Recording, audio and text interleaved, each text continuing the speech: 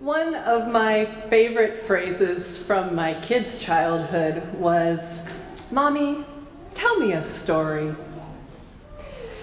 Sometimes it might be, "Tell me the story of how I was born," or "Tell me a story from this book."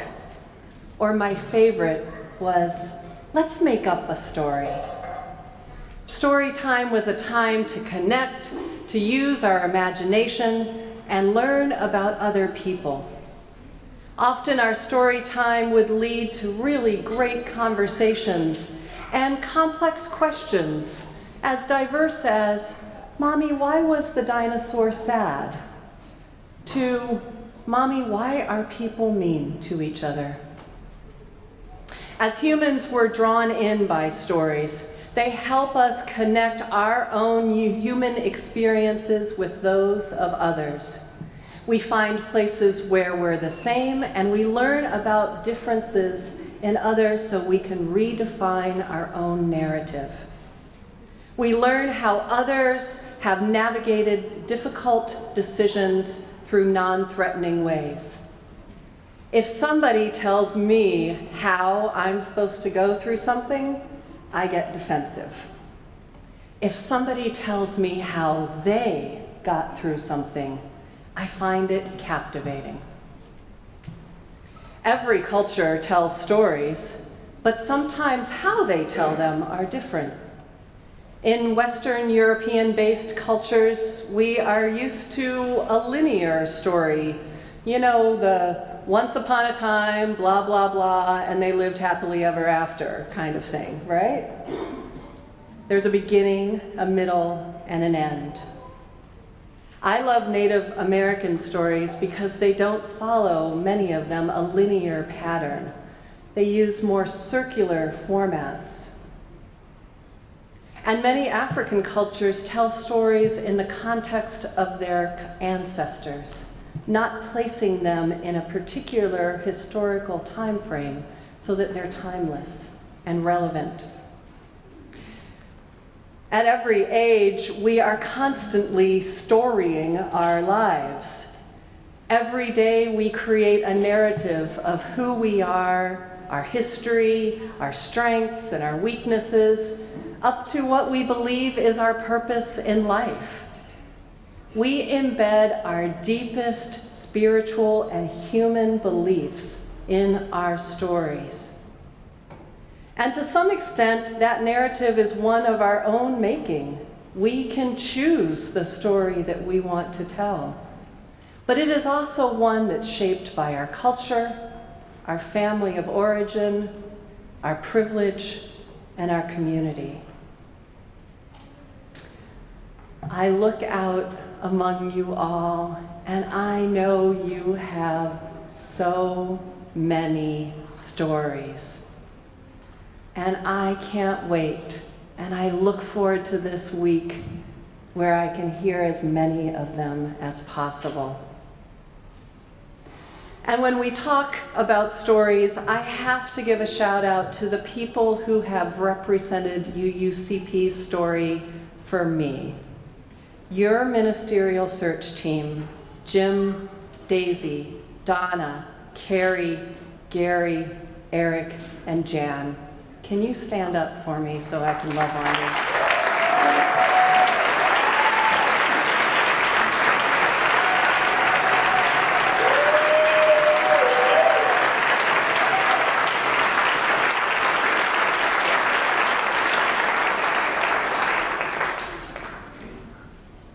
The most important thing they did was listen to your stories.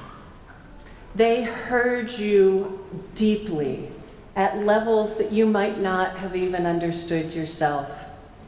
They presented your stories to the UU world, and then they shared them with me.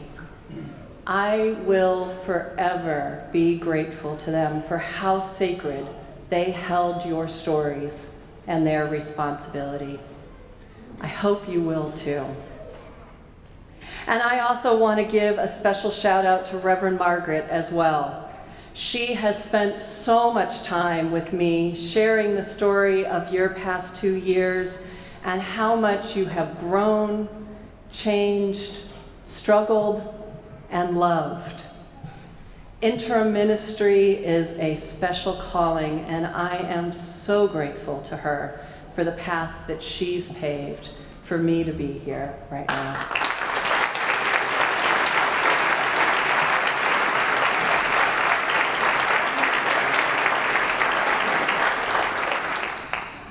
So I like the exercise of pulling apart the threads of our stories. This morning, let's tell a few of them. And I want to start with some of your stories that I fell in love with before I even got to meet you all. I love the story of how UUCP showed resilience during the McCarthy era, moving 3 times in a very short period of time, just a few years after being founded. I believe that that part of your story is embedded into who you are. It gives meaning to the significance also of your beautiful location here, which was just a dirt road back in 1959. That story reflects your ability to stand up to attacks, your perseverance in times of uncertainty, and your determination to make a difference in the Phoenix area. That story is part of who you are. I love and am so moved by the story of the sculpture outside from the 4 girls from the Birmingham Baptist Church. It made such an impression on me when I first saw your website, and the story took it even deeper. I love the title of That Which Might Have Been, and the symbolism of the 4 directions of the girls. It brings me to tears, and it brings me hope at the same time. I hope to tell that story for years to come to visitors who come to see us. And I've got a lot of threads to my stories as well. So how's this for a deal? I will tell you some of my stories here if you share some of your stories with me through the week. Deal? Deal. Deal. So one of the stories that people want to hear a lot from me is the story of my name. I get the questions a lot, is that your real name? And the answer is yes. Yes, it is. Christine. Seriously, I've always been Christine, but I've actually had 3 last names. I've been a Mawhinney, a Haskins, and now a Dance. Most last names in the Western culture are patrilineal, meaning that they come from our father or our husband. Dance is actually my matrilineal name. It is my mother's maiden name. There are some great stories about my Dance ancestors. Azalea Dance and Johnny Dance were sisters who did some amazing things, and I can't wait to tell you of some of their stories. But that's a different sermon some other time. Dance is my chosen name, acknowledging the women in my family, making a little bit of a political statement, but it is also just a great last name. And it is source for puns for years. So feel free to use all of them. Done. Challenge accepted. So how many names have you had? Who are you named after? How has your name shaped who you are? Another story that people ask is the "what do you do" story. It seems like a casual place to start. Well, I'll tell you the punchline of the story. I'm hoping that the answer will soon be, I'm the minister of the Unitarian Universalist Congregation of Phoenix.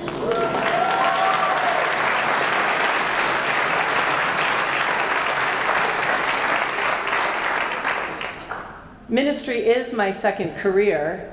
My kids will tell you that the height of the coolness in my career is when I was the brand manager for Hasbro Toys for Pokemon. That was my peak, and they think this is okay, but I'm never going to keep that peak up there. The one that's most relevant to my ministry, I believe, is as a brainstorming facilitator. But my most meaningful career by far is ministry. When my children graduated from high school, I followed my call to become a minister. I felt like my creative problem-solving skills and communication skills should be put to use to solve the biggest challenges, those of creating inclusive and loving communities and addressing the issues of justice and equality and equity in our world. This isn't just a career, it is a calling. My mentor once told me that if you can do anything else in the world besides ministry, you should do it. And here I am. I consider it to be the greatest honor in the world to get to walk alongside people as they navigate their greatest joys and their most heartbreaking challenges. I love the challenge of having us all think about what it means to be human and exist in community in these times while we determine how to use these precious years that we are given in these bodies to make our imprint on the universe.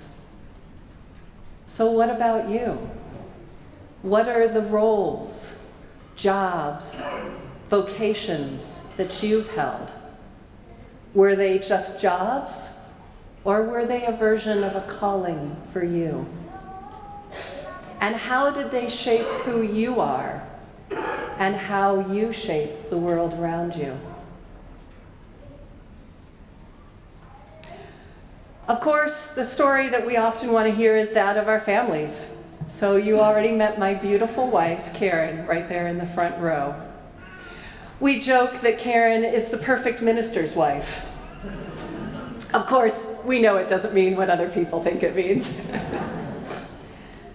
But as you get to know Karen, you will understand that she is absolutely her own woman. She's an accomplished professional and will be looking for a purchasing director position in the home building industry here in Phoenix. Karen is my favorite dance partner. That was cheesy, right? Wasn't that great?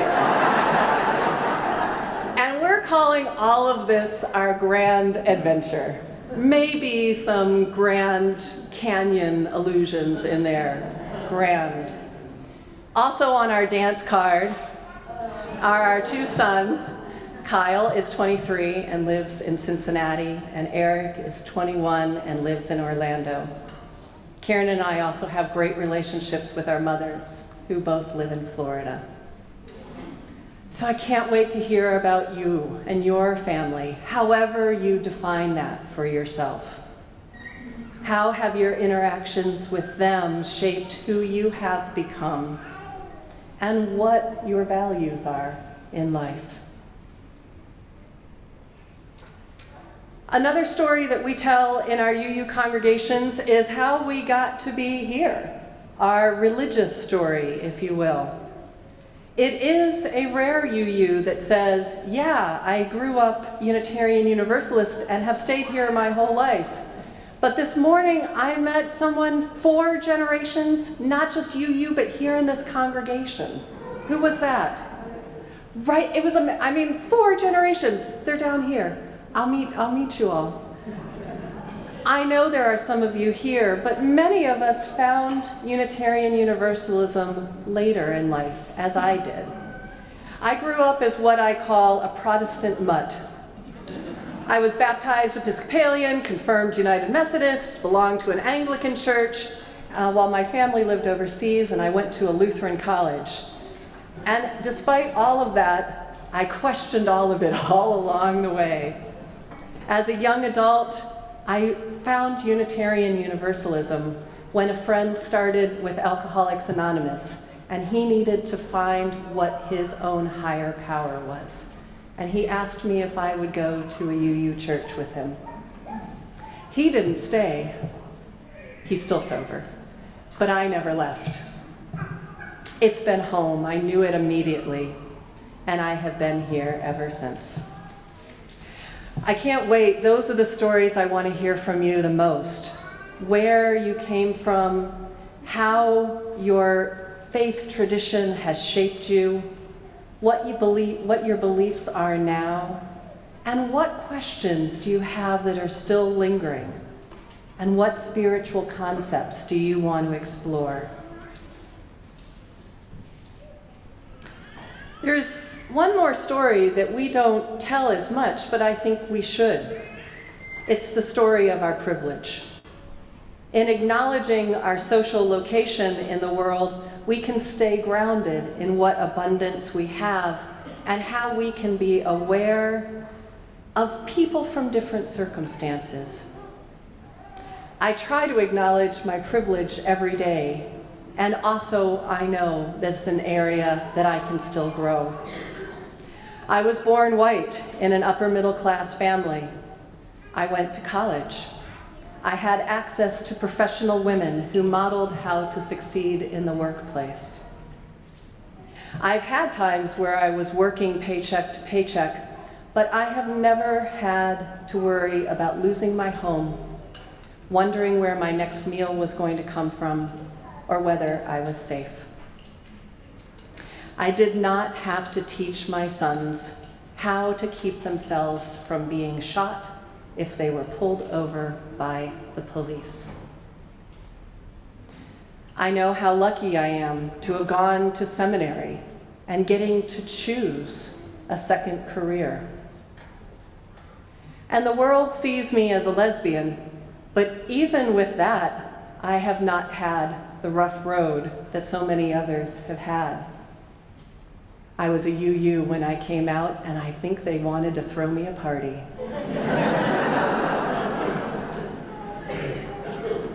I have a lot going for me, and I try to remember that before judging anyone in a different situation. And it also means that I am absolutely devoted working on systematic changes that address the oppression that exists in this world and that make it so much harder for people in this country and this world to thrive. I am passionate about anti-racism and peeling back the layers of colonialism that have embedded their way into my own story.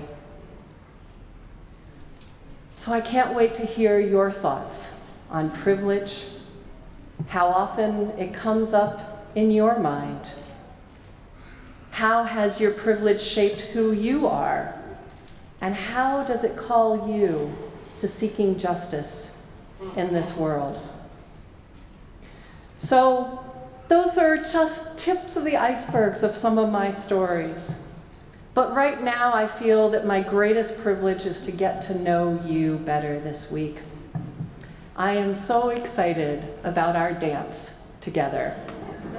You see, all the puns, right? All the puns.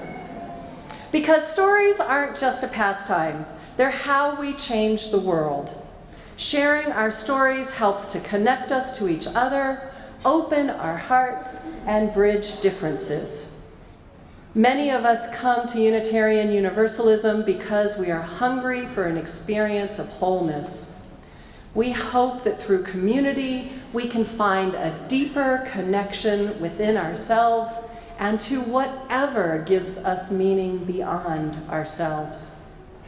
By exploring our stories, we get to explore what is sacred to each other and ourselves, and we can reorient ourselves towards our deepest values.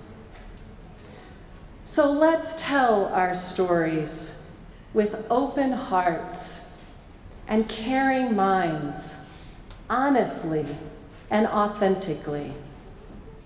Share the ones that you're comfortable with and know that it will take time to build trust to share others. And let's use these stories as a foundation to imagine our new and impactful relationship that we can have together, not just for this week, but for our future of shared ministry together. May it be so.